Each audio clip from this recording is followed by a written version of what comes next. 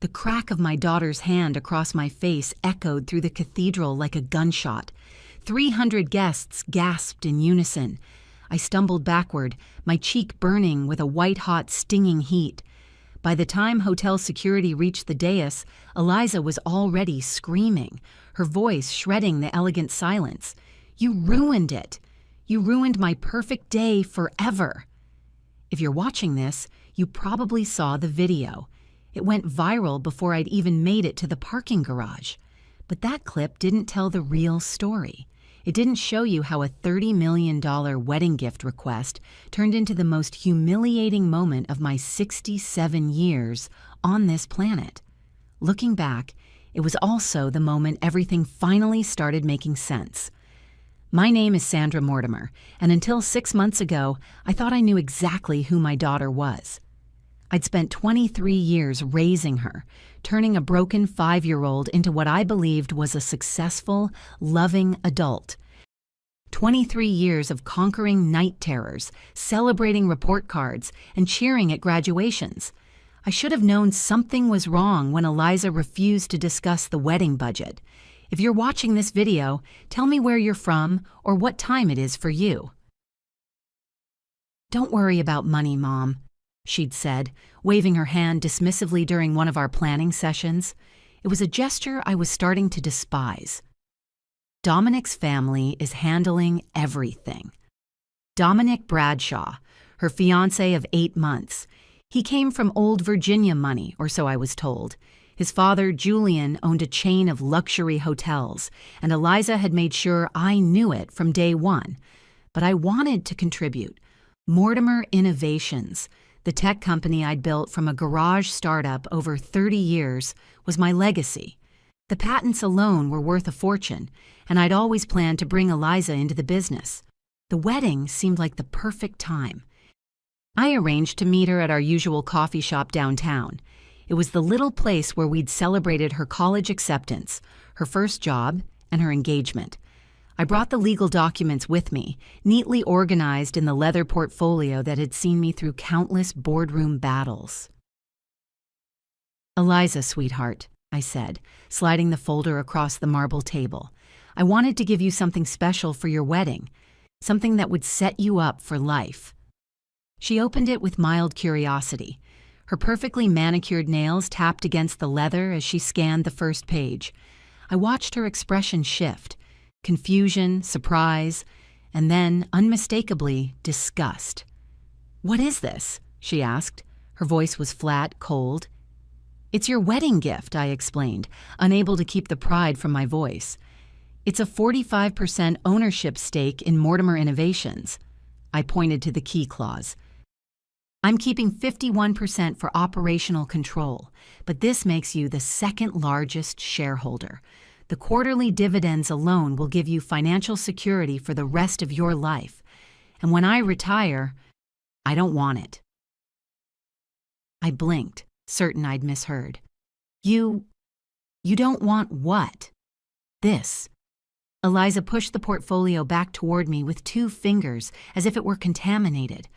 "I don't want to be tied down to some boring business I know nothing about.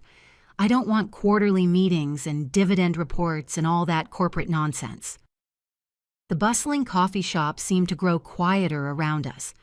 I could hear the hiss of the espresso machine, the low murmur of other conversations. I could feel my own heart beating just a little too fast. "Eliza, this isn't just any business," I said, trying to keep my voice even. "It's our family's legacy. I built this company from nothing. I worked 18-hour days so you could have every opportunity. And I appreciate that, Mom. I really do." Her voice took on that patronizing tone she'd perfected lately. "But I'm not you. I'm not cut out for the business world. It's just not who I am." I leaned forward, genuinely baffled. "Then what do you want? How can I help you start your life with Dominic?" Eliza's eyes lit up. For a split second, she looked like the eager little girl I remembered. "Well," she said, leaning in, "if you really want to give us a wedding gift, there is something that would mean a lot more than stock certificates." "Of course, sweetheart, anything. $30 million. The number hit me like a physical blow. I actually felt my mouth fall open and had to consciously close it again.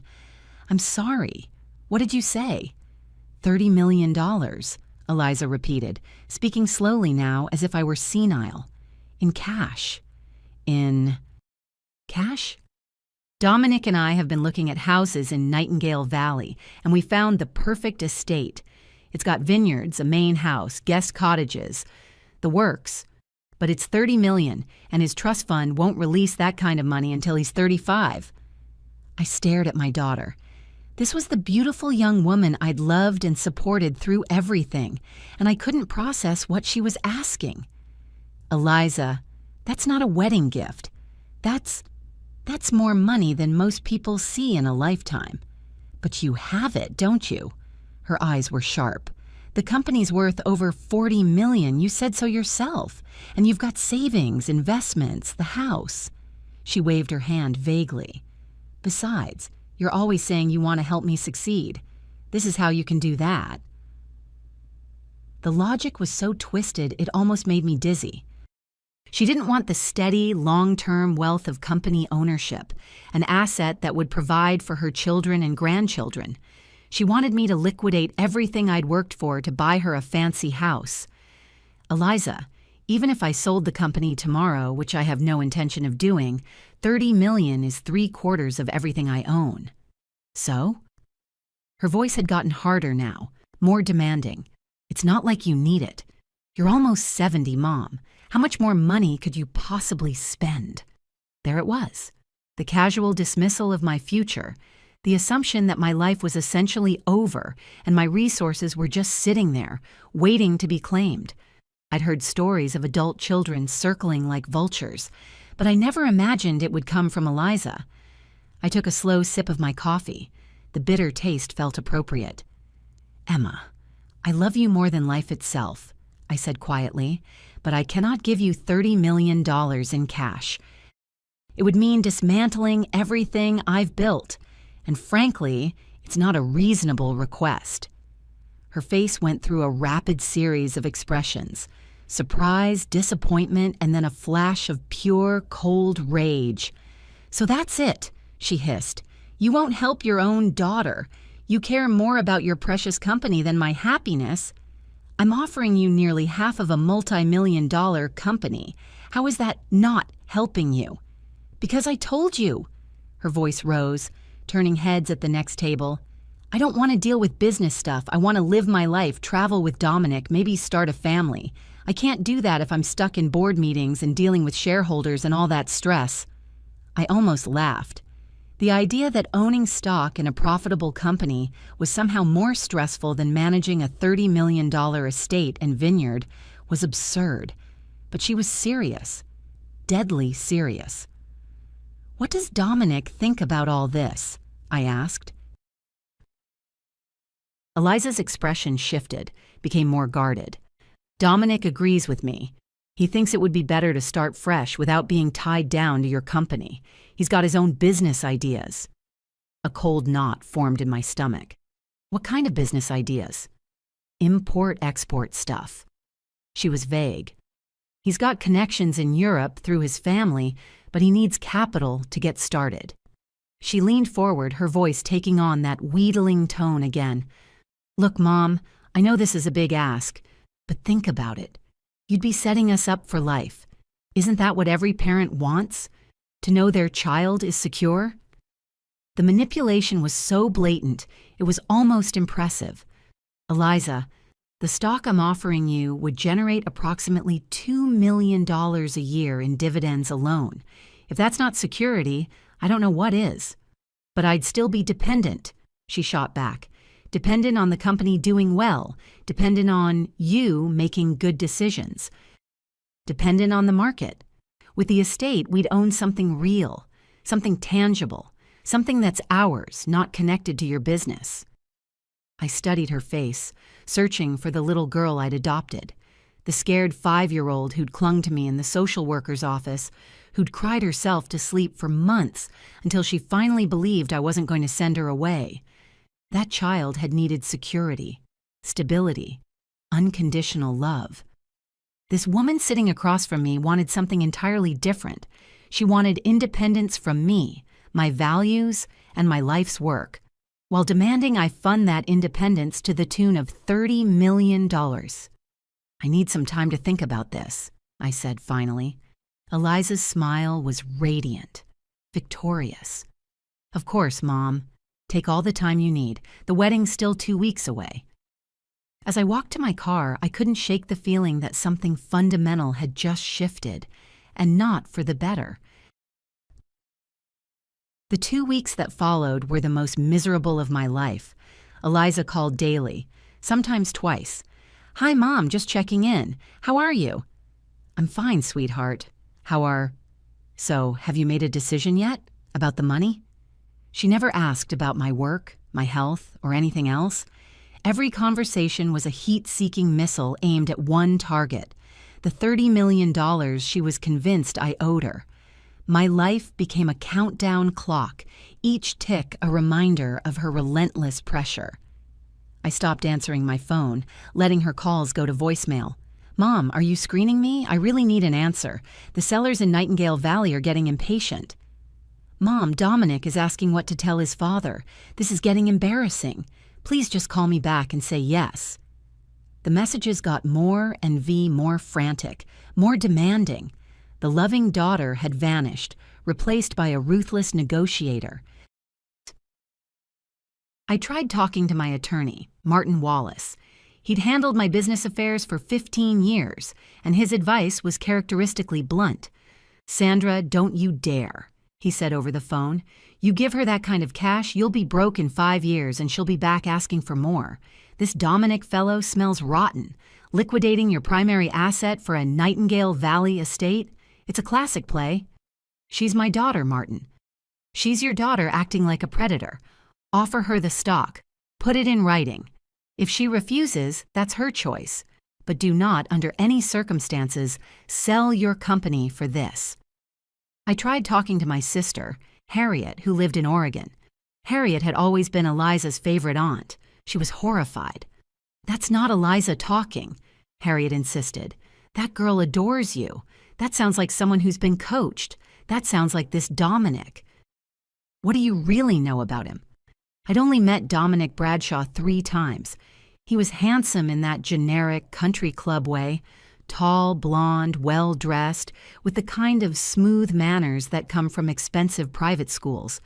Eliza was clearly smitten, but something about the way he looked at me had always made me uncomfortable, like he was sizing me up, calculating my net worth.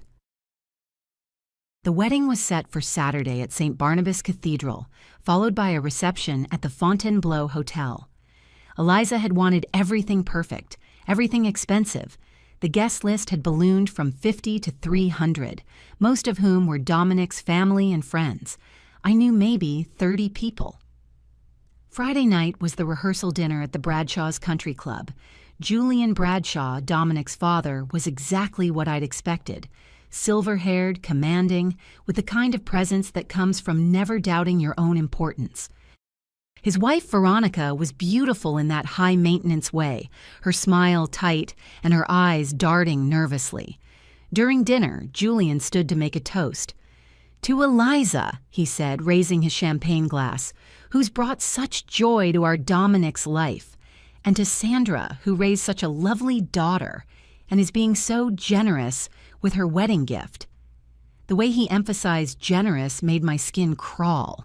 It was clear. Eliza had already shared the details of our conversation.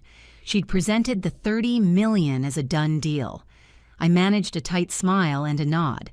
Inside, I was seething. The assumption, the sheer arrogance, was breathtaking.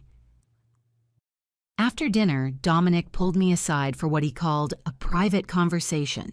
He led me out to the club's terrace overlooking the 18th green. He launched right into a clearly prepared speech. "Sandra, I want you to know how much Eliza and I appreciate what you're doing for us. The Nightingale estate. It just means so much to her, to us. It's where we want to start our family, build our life." "Dominic," I interrupted, my voice firm, "I haven't actually agreed to anything yet." His smile faltered for just a moment. Oh, Emma seemed to think it was all settled. It's not. We stood in awkward silence. The evening breeze carried the scent of jasmine and cut grass. His charm felt forced now, a mask that didn't quite fit. "Well," he said finally, "I'm sure you'll make the right decision. Eliza's happiness means everything to me, and I know it means everything to you, too." There was something in his tone, a velvet-wrapped threat. "Of course Eliza's happiness is important to me," I said. "That's why I offered her something that will provide long-term security and growth. The stock thing." Dominic waved his hand dismissively, just like Eliza had. "Look, Sandra, I appreciate the gesture. I really do. But Eliza and I have our own vision. We don't want to be tied down to someone else's company, someone else's decisions. It's not just someone's company, Dominic. It's her mother's. It's highly profitable, and it would make Eliza financially independent for life." "Financially dependent, you mean?" His voice had gotten colder. "Dependent on quarterly reports and board meetings and all the drama that comes with family businesses. Eliza deserves better than that." I felt a switch flip inside me, a cold, hard clarity. What Eliza deserves is a husband who supports her relationship with her mother, not one who tries to drive a wedge between us. Dominic's mask slipped completely. The charming smile vanished, replaced by an expression of pure, reptilian calculation. "Sarah, let's be honest here," he said, dropping my name like a stone. "Eliza is 28 years old. She's an adult, and what she wants is independence from your controlling behavior." "Controlling behavior?" I couldn't keep the incredulity out of my voice. "The way you've kept her tied to you, emotionally and financially, her whole life. The guilt trips about your sacrifice and her gratitude, the constant reminders of how much you've done for her." He stepped closer, his voice dropping to a near whisper. "Eliza's told me everything, Sandra, about how you use your generosity to manipulate her, how you make her feel guilty for wanting her own life, for loving me instead of just you." The accusation hit me harder than a physical blow. In 23 years, I had never used my love as a weapon. Never. "That's not true," I said quietly. "Isn't it? Then prove it. Give her what she's asking for. Cut the strings. Let her go. Let her live her own life." I stared at this man who was about to become my son-in-law. This stranger who was rewriting the history of my relationship with my daughter. "Dominic, I think you should know something about Eliza. Something she might not have shared." His eyes narrowed. "What kind of something?" "Eliza was adopted. She came to me when she was 5 after being removed from an abusive home. She had been through things no child should ever experience." I watched his face. It was blank, unmoving. It took years of therapy, patience, and unconditional love to help her heal. The idea that I would ever manipulate or control her is not just false. It's cruel. Dominic's expression didn't change. "That's ancient history, Sandra. She's an adult now. She doesn't need to be defined by her childhood." "You're right. She doesn't. But she also doesn't need to be isolated from the one person who has loved her unconditionally." "No one's isolating her," he sneered.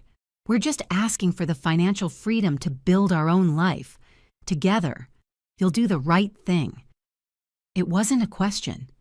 It was an order. Saturday morning arrived gray and drizzly. I woke up with a headache and a sense of impending doom. The ceremony at St. Barnabas was beautiful. Eliza looked stunning in a gown that cost more than my first car. As she walked down the aisle on the arm of my brother, Theodore, she was radiant. I found myself tearing up as they exchanged vows. Despite everything, this was still my daughter. It was at the reception that the trap sprung. The ballroom at the Fontainebleau was magnificent. White roses and crystal dripped from every surface. After the best man's speech and the maid of honor's tearful tribute, Eliza stood up. She looked angelic in the soft light. "I want to thank everyone for being here," she began, her voice carrying clearly. "Dominic and I are so grateful for all the love and support." She went on for a few minutes. Gratitude, new beginnings, family, standard wedding speech material. But then her tone shifted. "I especially want to thank my mother, Sandra Mortimer, who raised me from the time I was 5 years old." Polite applause rippled through the room. I smiled and nodded. "My mother taught me about perseverance, about building something from nothing. She also taught me about generosity, about putting family first, about making sacrifices for the people you love." Her eyes found mine. They were bright, unblinking. "Which is why I am so thrilled to announce that my mother has given Dominic and me the most incredible wedding gift imaginable. She is making our dream come true, the down payment for our new home in Nightingale Valley." The applause was thunderous. 300 people were clapping and cheering for my generosity, for my love, for my sacrifice, except I hadn't agreed to a thing. I sat frozen in my chair. Eliza continued, describing the estate, thanking me again for making their dreams possible. Dominic was beaming beside her, playing the grateful son-in-law to perfection. When Eliza finally sat down, still glowing from the applause, I leaned over and whispered, my voice shaking, "Eliza, what are you doing? I never agreed to give you that money." She turned to me. Her smile, so sweet from a distance, was ice cold up close. "You will, Mom," she whispered back, her voice light and cruel, "because now you have to." I'd been played, expertly, completely. She'd just announced to 300 of the city's most influential people that I'd given her $30 million, knowing the social pressure would make it impossible for me to back out. She'd trapped me with my own reputation, but she'd underestimated one thing. I hadn't built Mortimer Innovations by letting people manipulate me, not even my own daughter. I stood up. My legs were shaking, but I grabbed the microphone from the lectern. My voice was steady and clear. "Eliza, sweetheart, I think there's been a misunderstanding." The ballroom fell silent. 300 faces turned toward me. Eliza's smile faltered, but she kept it frozen, clearly thinking I was about to play along. "I never agreed to give Eliza and Dominic $30 million, I said, my voice carrying cleanly through the sound system. A collective gasp. What I did offer my daughter was a 45% stake in Mortimer Innovations, an offer which she rejected because she didn't want to be bothered with business responsibilities. You could have heard a pin drop. Eliza's face had gone from radiant to horrified. "Mom," she hissed, trying to keep her voice low, "what are you doing? Sit down." "I'm correcting the record," I said, still speaking into the microphone. "I love my daughter dearly, but I will not be manipulated into bankrupting myself to fund a lifestyle I cannot support." Dominic shot to his feet, his face flushed. "Sandra, this isn't the time or place for this. Can't we discuss this privately?" The time for private conversations ended when my daughter decided to lie to 300 people about my finances. I looked directly at Eliza. My heart was breaking, but my resolve was steel. "You've put me in an impossible position. You're humiliating me," Eliza whispered, her voice shaking with rage. "On my wedding day, in front of everyone. You humiliated yourself, Eliza, when you chose manipulation over honesty." That's when she slapped me.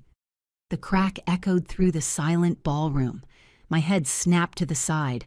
I stumbled backward as 300 people gasped. "You selfish, bitter old woman," Eliza screamed, all pretense of the happy bride gone. "All I wanted was your help, and you couldn't even do that. You'd rather keep your precious money than see your daughter happy." Security was moving toward us now. 2 large men in black suits. Dominic grabbed Eliza's arm, but she was past caring. "Do you know what it was like growing up with you?" she shrieked, tears of rage cutting through her makeup.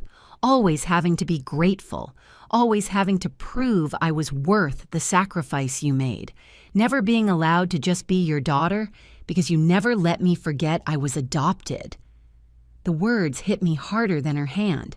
Eliza, that's not true. Every time I made a choice you didn't approve of, you'd get that look. That disappointed look that reminded me I owed you everything. Well, I'm tired of owing you. I'm done being the grateful little orphan who has to earn her place. I stood there, my cheek burning, feeling like I'd been gutted. This wasn't my daughter.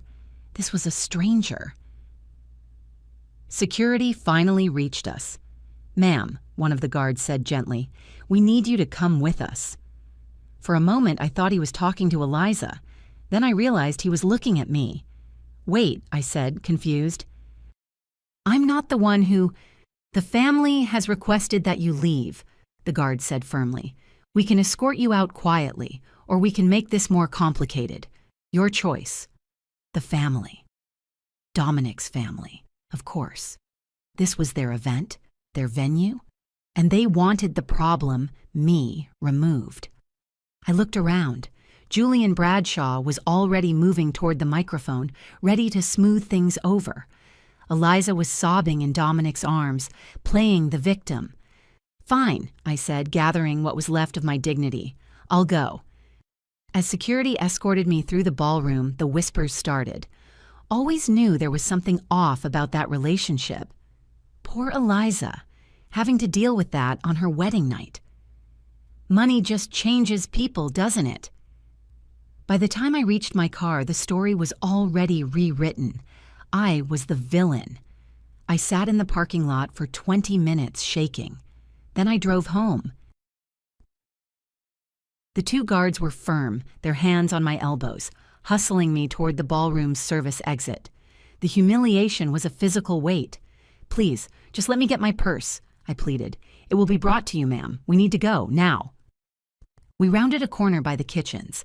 Suddenly, Veronica Bradshaw, Dominic's mother, stumbled out of a side alcove directly into our path.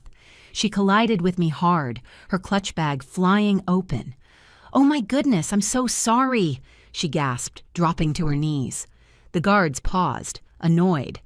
Veronica fumbled with her scattered lipstick and compact. As she reached up, pretending to steady herself on my arm, her hand shot into my jacket pocket. I felt the small, cold rectangle of a USB drive press into my palm. Her eyes, wide with panic, locked onto mine. "He's a monster," she whispered, her voice trembling so badly I could barely understand her. "Just like his father. Check the offshore accounts. Don't let him win." "Mrs. Bradshaw, please step aside," the guard said, pulling me forward. "Yes, of course, officer," Veronica said, scrambling to her feet. She gave me one last desperate look. "I'm so sorry about all this." The guards pushed me through the service doors and into the concrete stairwell. My mind was reeling. The slap, the humiliation, and now a tiny, powerful weapon burning a hole in my pocket. I didn't go home. I drove to my office. At 10 p.m. on a Saturday, Mortimer Innovations was silent. I sat at my desk, the city lights twinkling below, and called Alistair Finch. Alistair wasn't just a PI. He was a forensic accountant and a digital ghost. He was the man I trusted for my most sensitive corporate due diligence. "This had better be good, Sandra," he grumbled when he answered. "It's not good, Alistair. It's my daughter." I met him at an all-night diner an hour later. I slid the USB drive across the table. "I don't know what's on it," I said. "I got it from my new daughter-in-law's mother. She said, 'Check the offshore accounts.'" Alistair plugged the drive into a rugged-looking laptop, his face illuminated by the glow. He typed for a few minutes, his expression unreadable. "Well, it's a start," he said. "It's a key, a digital breadcrumb. It points to a heavily encrypted server in the Cayman Islands. It's a decoy, but it's a loud decoy." What does that mean? It means whoever set it up wants to be found, but only on their terms. It's designed to make you waste time. Give me 24 hours. I'll see what's behind the decoy. The next 36 hours were agony. Alistair called the next evening. "It's a trap, Sandra. The server is a dead end, just a loop of junk data. Whoever set it up is good. I'm starting over, trying to trace the drive's hardware signature instead." I was exhausted, frustrated, and felt completely powerless. The PI was losing time. Then my phone rang. It was Dominic. "Sandra," he said, his voice dripping with false concern. "Eliza is just... she's devastated.